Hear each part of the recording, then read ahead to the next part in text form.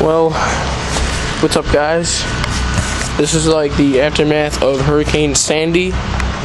Nothing too bad happened to my house. My basement didn't get flooded like last year. Nothing really too bad happened. It's just my siding ripped off like at 2 o'clock in the morning last night. See right there. Yeah, nothing too bad happened to my house, but I just want to go up the street and show you what happened to like all my neighbors. Up my street is like really bad though. The trees are all ripped down in the yard. You can see that there's tape up there, and it all got ripped off.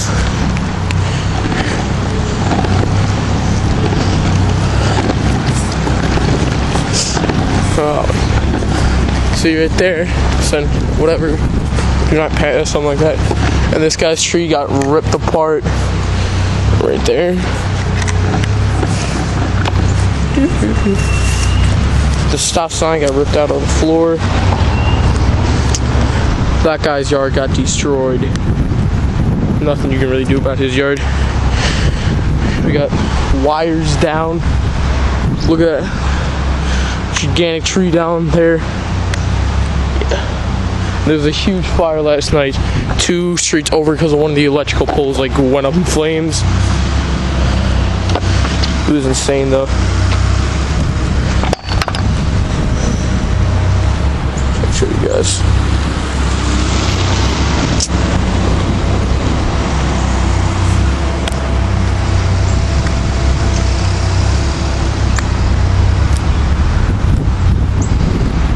Just look at this. Tall. I'm going to show you a closer look at this tree right here.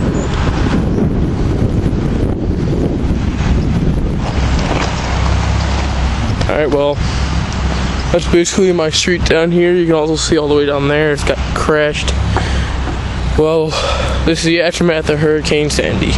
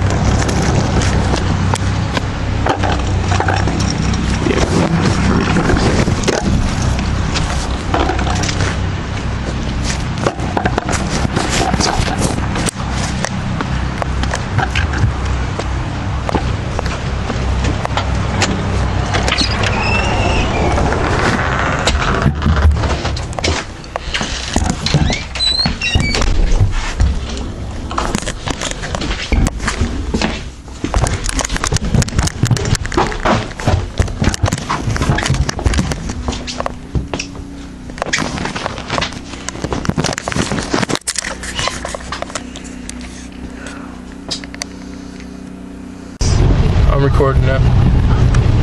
And get ready for a toll-free number and a free. See, look, 10-10 wins. You can't even get to them. I can't. Oh, I gotta go this way. Let's go to Mayor Bloomberg starting his news conference. Speaker Christine Quinn, and we're here to update you on Hurricane Sandy, which has now officially left the New York City area. But I think it's fair to say the path of destruction that she left in her wake is going to be felt for quite some time. But make no mistake about it, this was a devastating storm, maybe the worst that we have ever experienced. Our first responders have been doing a heroic job protecting our city and saving lives, and they are still fighting fires and conducting life-saving search and rescue missions, and we owe them an enormous debt of gratitude. The storm brought something like 23 serious fires to parts of Staten Island, Brooklyn, Queens, as well as City Island and the Bronx. The terrible fire on Breezy Point is now under control, but we believe we lost more than 80 houses. The search and recovery operations there are ongoing. I don't know if it's a one-way. If any of you saw the pictures on television, it looked like a forest fire out in the Midwest. The winds were just devastating, blowing from one building to the next one, and those buildings were close together. We are hoping and praying that there was no loss of life in those fires, but even if we can save every life, we know that many people have lost their homes, and I want them to know that we have they have our full support in the days and weeks ahead.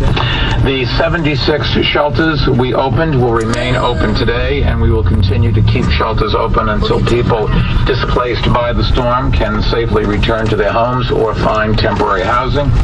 Our first priority in this storm was and continues to be protecting lives. That's an old And man's that's why house. we ordered an evacuation of the areas Mr. most Miller. at risk, and why we worked so hard to get people out. Sadly, this storm claimed the lives of people throughout the region, including at least 10 in our city. And tragically, we expect that number to go up as information continues to come in. And I did want to extend my condolences to all the families who lost loved ones in the storm, and ask all New Yorkers to keep them in their thoughts and prayers. In addition to the lives we lost, the damage we suffered across the city is clearly extensive, and it will not be repaired overnight. The two biggest challenges facing our city going forward are getting our mass transit system up and running and restoring power. This morning we have begun the work of we were able to get backup generators to those that didn't have one. We've received very tragic proof of that today. Yesterday, a part